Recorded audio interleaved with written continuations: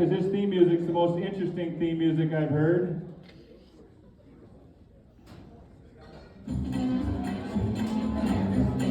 This coming from the back? Oh, somebody's giving me notes? Alright. Alright, we gotta find out. Somebody's sending notes up from the back, apparently. Apparently we're an interactive, don't laugh at me. Alright, please wish a giant Black Hawk 1A happy 60th birthday. Who's that? Whose 60th birthday is it? Stand up. It's Mike Arnold's 60th birthday. Okay, who wrote this fucking note? That's what I want to know. Oh, I can see the bitch that wrote it right there. All right. So the note makes no sense. How about if you say, please wish Mike Arnold a note? I thought you were signing the note, Mike Arnold. So it's Mike Arnold, who I happen to know. It's your 60th birthday right around now, isn't it? Wow, how's it feel to be 60, Mike? Come on up here. You want to come up here and tell the people a little story about yourself or no? I'm thinking no. No? What, one little thing? Maybe you were saying happy birthday to you or something? No, he's good. He brought 20-some people, so I'm going to leave him alone. Hey, if you guys want to grab a drink right now, now's a good time. But happy birthday, Mike. I'm sorry, I misread the note. I wish I would have paid more attention to what it was. But Mike Arnold, good friend of mine, brought about 20 or 30 people here tonight. He can buy a lot of friends, that guy. He's a good dude. All right. Here's this theme music. I like this.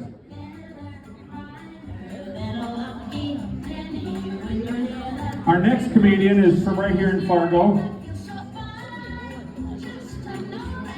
And he's going to be a little different style than Tim. But he's a funny guy. He's been around for a long time doing comedy.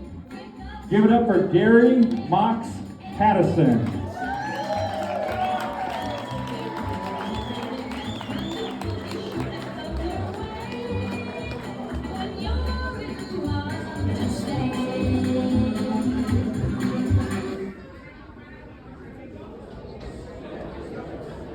Thank you, Rob.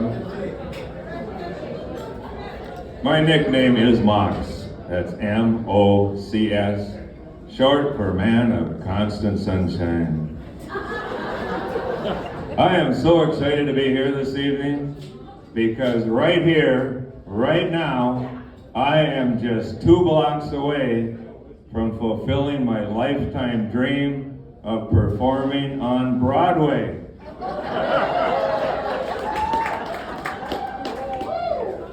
I am a pretty simple guy. As long as I'm getting adequate amounts of sex, beer, and golf, life is good. Toss in an occasional brandy Manhattan and a premium cigar, and my life is great. I do, however, have 2 things that need to be stroked frequently. One is my ego, the other, my penis. You can stroke my ego by laughing loudly and often. If you do, I promise I will not stroke my penis on stage this evening.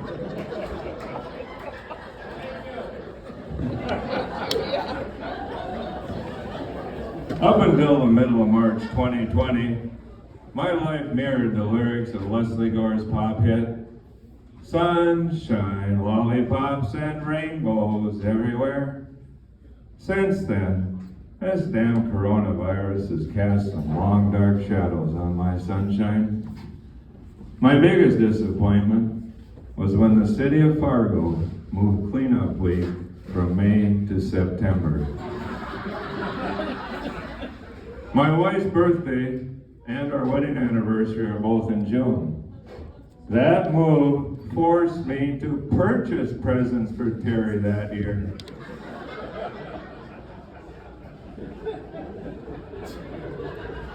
Two months ago, I found this USA Today article in our garbage where my wife had inexplicitly thrown it. Study shows that Viagra may prevent COVID. No, either Terry doesn't want a horny old man chasing her around the house, or she just doesn't care if I get COVID. 2 weeks ago, also in USA Today, I saw this headline: marijuana prevents COVID-19 infection. Wow. As soon as they add PBR to complete the list, I'm gonna be COVID-proof. However, after hearing that Tim Jones had COVID, I do question the validity of that Viagra claim. And after reading just yesterday that both Cheech and Chong have had COVID, well, that blows that marijuana theory completely to hell. My routine is a series of short stories derived from two sources.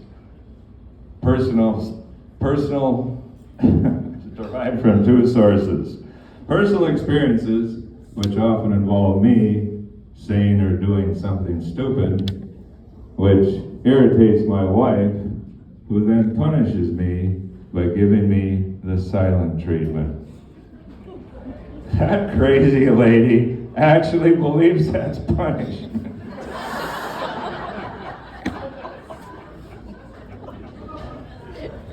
My other source is the news. I read newspapers daily, always on the lookout for new comedy material.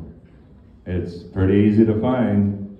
In addition to the politicians, there are a lot of stupid, crazy people out there doing lots of crazy and stupid things.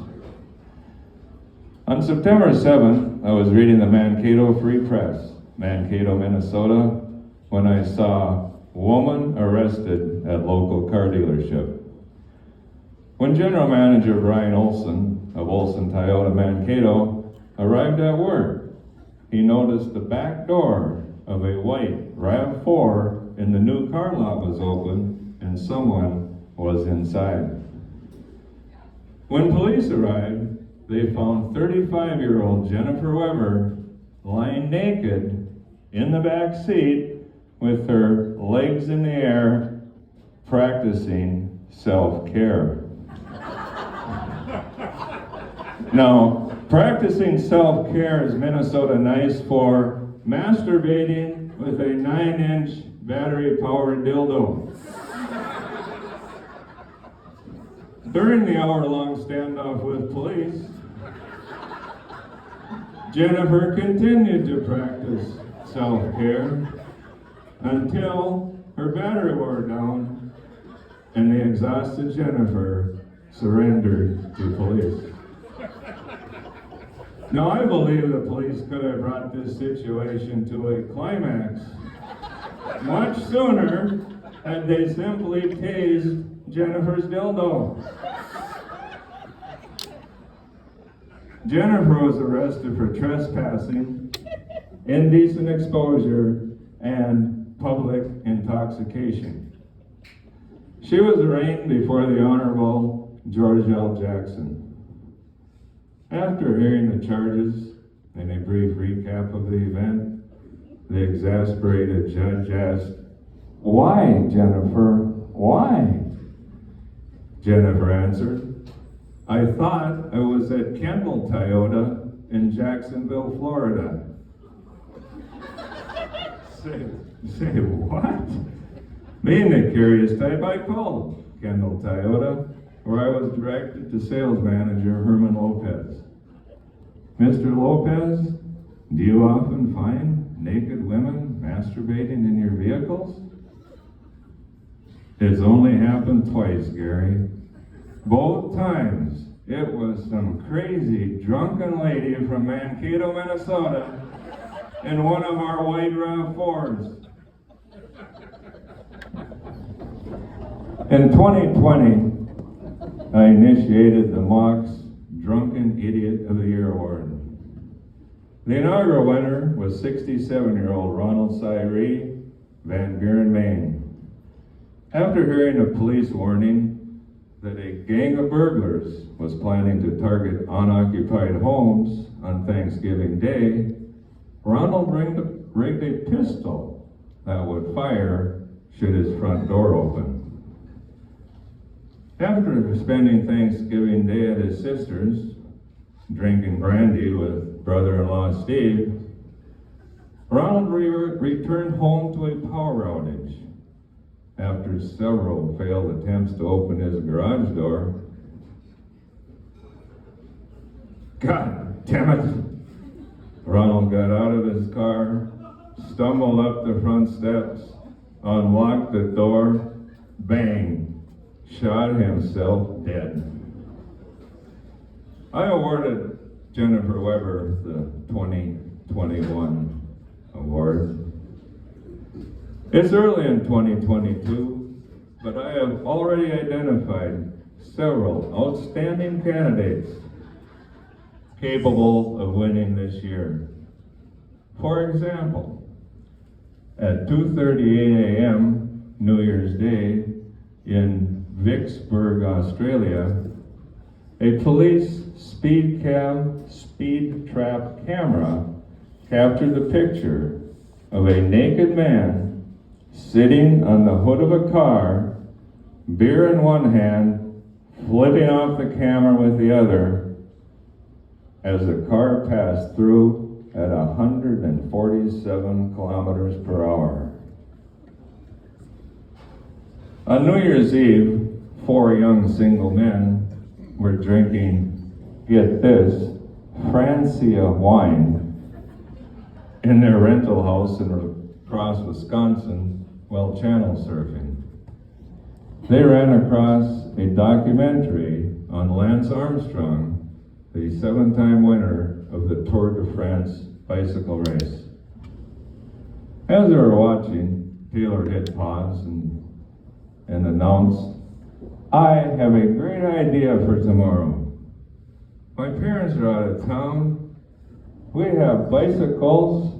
Let's have our own bike race at their farm. We can call it the Tour de Francia. The winner will get a 4-liter box of Francia wine."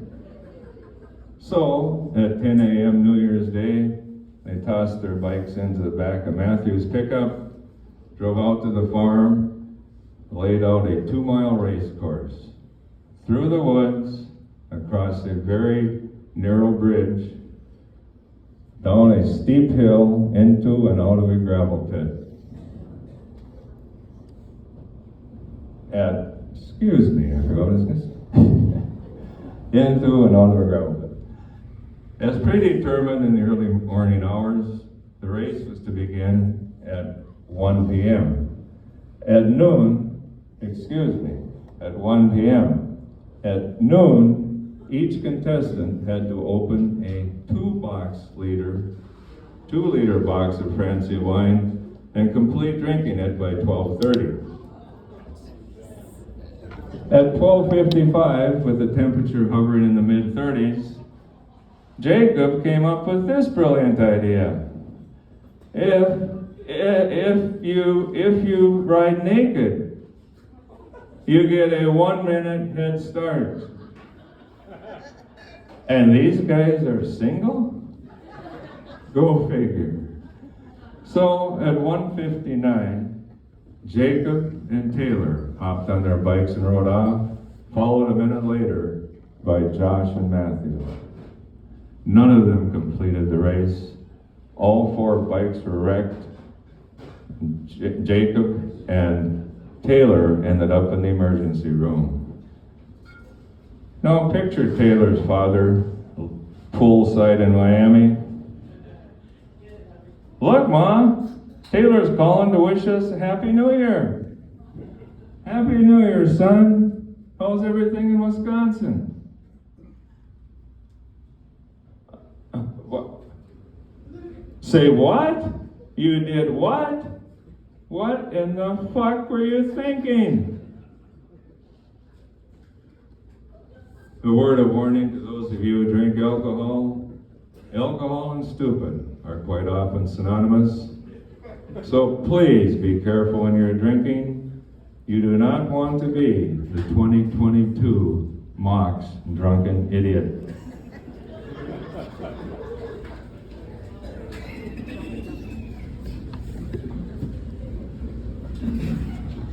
If you are not familiar with Bo Derek in the movie 10, please Google her now, so this story I'm about to tell might make some sense to you.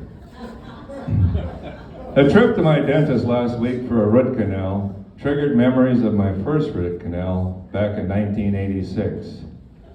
When I arrived at my dental office that April afternoon, a young, perky dental assistant named Katrina greeted me and led me to the back of the office, where she introduced me to two young high school ladies from Barnesville who were shadowing her before making a commitment to enroll at the dental assistant program at Moorhead Technical College.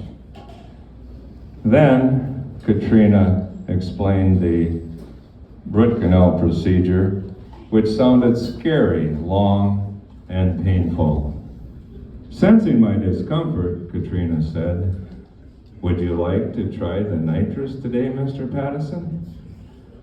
"Don't know. What is it?" "Nitrous is a safe sedative gas you will inhale through a mask I place over your nose. It will reduce your anxiety and help you relax." Then she added with a shy smile, "Some of my patients say it reminds them of marijuana." Things were looking up. Nitrous will numb your cheeks, cause your legs and arms to tingle, and send your thoughts to happy places. "That sounds great, Katrina. Hook me up."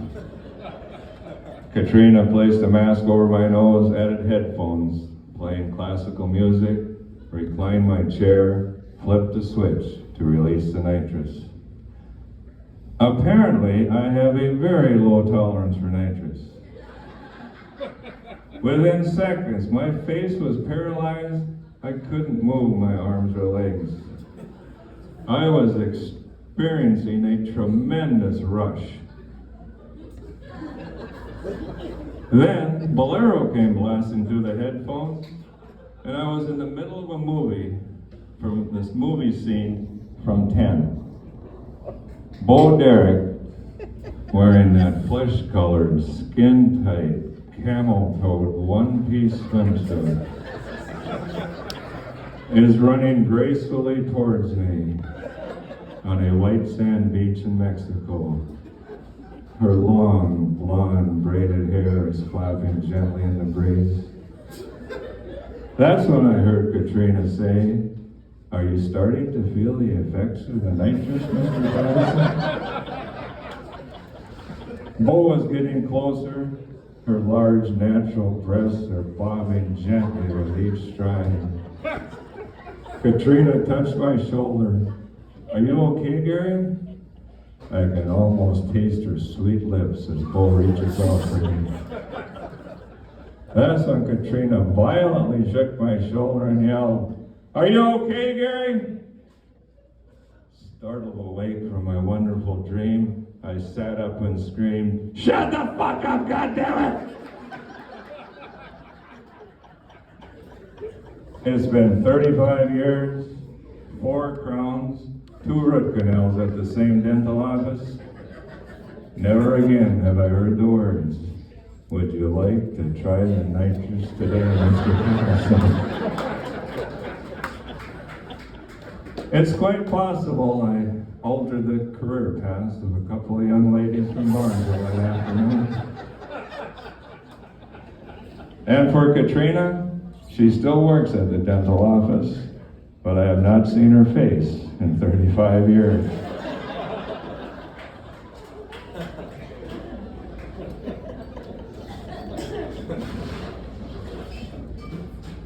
On a Sunday morning in October, I was reading the Fargo Forum. Well, no, that can't be, because I don't get a newspaper on Sunday anymore, which really pisses me off, because I hate change. So, it must have been the Wednesday or possibly the Saturday paper when I saw near the bottom of page 5, Dateline, Crookston, Minnesota.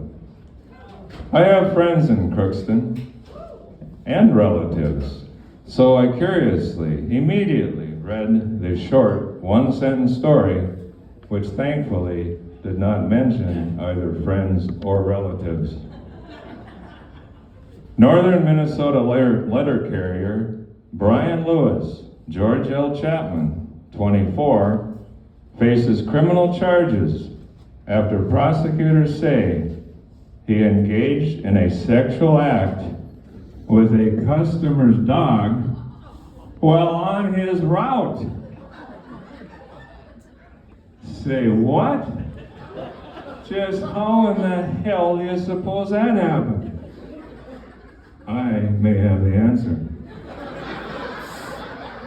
A house on Brian's route sold, and one day the new homeowner was unloading a U-Haul accompanied by his dog. As Brian approached, he was greeted with, "Hello, I'm Ted. This is my collie Emily. I'm retired, and Emily and I live alone since my wife passed a few months ago." As Brian's mumbling, "Gee, I'm sorry to hear that," he's eyeing Emily thinking, "Oh my God, Emily, you are one fine looking bitch. Oh, I'd sure like to have sex with you someday." I picture Brian living in the basement of his mother's house. His bedroom walls are plastered with posters of Lassie. He falls asleep at night dreaming of Emily and how he might get some alone time with her.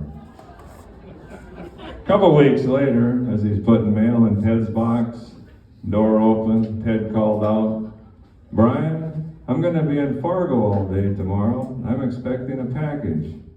Please put my package in the garage and lock the door when you leave." By the way, Emily will be in the garage tomorrow, but don't you worry, she won't bother you. It was a sleepless night for Brian, anticipating what the next day might bring. He was at the post office early, hustled through his route. He got to Ted's house, he stuffed the box with junk mail, grabbed that package, sprinted to the garage, threw open the door, and there she was, the magnificent Emily. So, just what is proper foreplay when preparing to have sex with a dog? Do you kiss the bitch? Do you caress her nipples? She has 8 or 10. Do you lick her privates? Just how do you know when she's ready?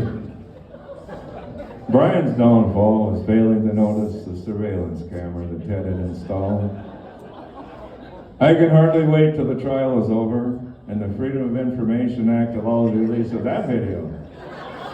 I have questions. Did they do it doggy style? Or did Brian spice it up for Emily and introduce her to some new positions? Did Brian wear a condom? Did they share a cigarette? Did he kiss her goodbye? Did he remember to lock that door? Yesterday, I sent an email to Polk County Prosecutor Master Bates requesting an update. This was his reply. Mr. Chapman still awaits trial. We have experienced some difficulty in paneling a jury of his peers. To date, we have only located 5 other dog fuckers in the county. However, we do expect to complete jury selection on Monday. Judge Thompson's ruling this afternoon expands our jury pool to also include pig fuckers.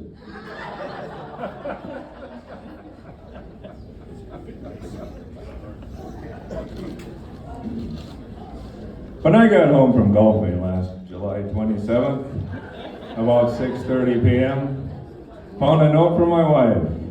Out for drinks with Pam and Donna. It was a beautiful evening, so I mixed myself a brandy Manhattan, grabbed a cigar, my brand new Sports Illustrated, and stepped out on our patio to enjoy some quiet alone time.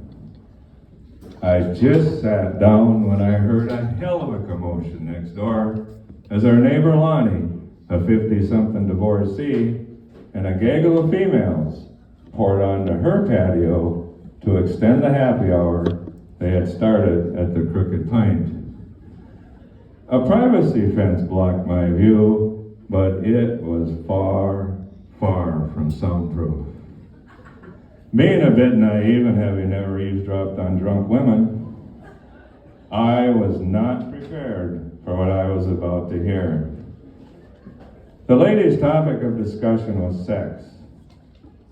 More specifically, how many different men have you had sex with? Now this was infinitely more interesting than anything I saw in Sports Illustrated. I put down my magazine and listened intently as an alcohol-slurred voice screamed, "Six for me! My husband Teddy is number 6. He is the first guy to lick my pussy. I liked it so much that I married him. I still like it when he licks my pussy. When I get home, I'm gonna sit on his face and suck his cock."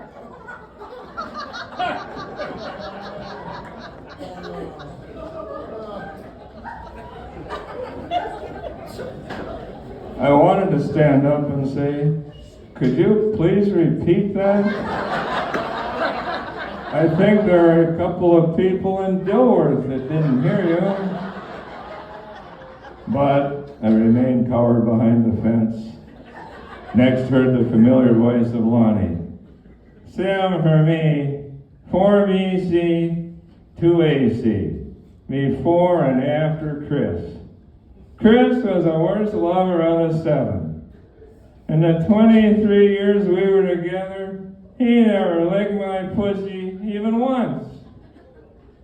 The only orgasm I had when we were married is when I gave birth to Andrea."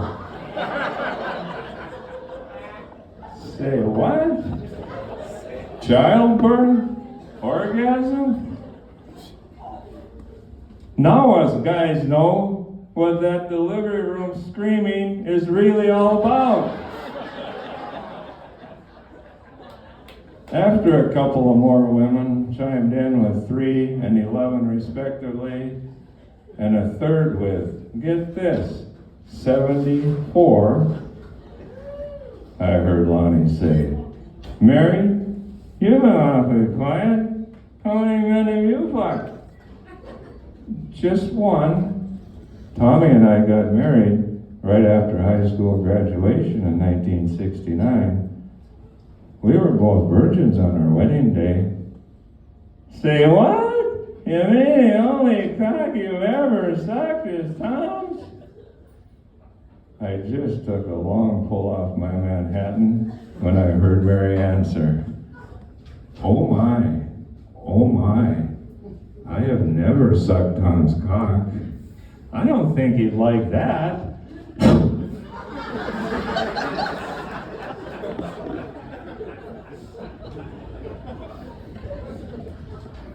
Blowing chocolate milk out your nose in the elementary cafeteria?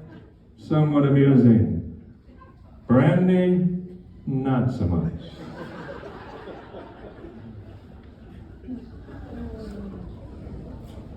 For the past 14 years, I've been seeing Dr. Margaret Wu for my annual physical. I chose Dr. Wu to be my physician for one very important reason. Asian females have very slender fingers, which makes that rectal exam a bit more tolerable. Dr. Wu and I have developed a fairly casual relationship. I call her Peggy. She calls me Mr. P. Everything was going along just fine at my exam last week until Peggy said, "Your prostate felt larger today than in years past, Mr. P. Are you experiencing any of these symptoms? The need to pee urgently, difficulty maintaining a steady stream of urine when you pee, unable to completely empty your bladder when you pee? Well, sometimes all of the above, but if I sit down to pee, everything works just fine. That is not a good solution to your problem, Mr. P. We can help you. Then Peggy reached into her desk, pulled out a hollowed plastic tube about this big, handed me a pamphlet titled TUIP, Transurethra Incision of the Prostate, complete with diagrams and a description of the procedure. After injecting the penis 4 times with anesthesia, using a 36 gauge, 4 1/2 inch hypodermic needle. Say what? It gets worse. Then a tube is inserted into the penis, through the urethra to the prostate. Yes, it gets worse. Then a scalpel is slid through that tube, and a portion of the prostate is surgically removed. It gets worse. After the debris is vacuumed out through that tube, yes, it gets even worse. Then a high voltage electric wire is slid through the tube, and the incision will be cauterized. It gets worse. During the 6-week recovery period, the patient will be incontinent, and he will need to wear adult diapers.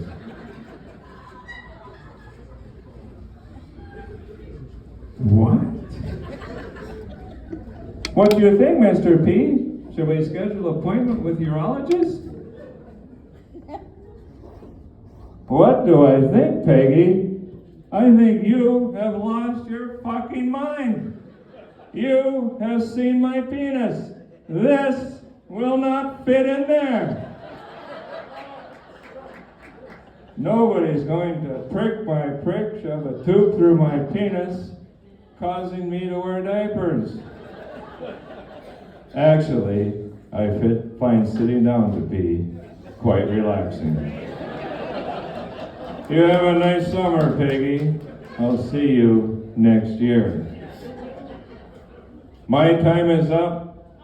I need to pee urgently. I am Gary Mocs Pattison. Thanks for listening. Thank you for stroking my ego.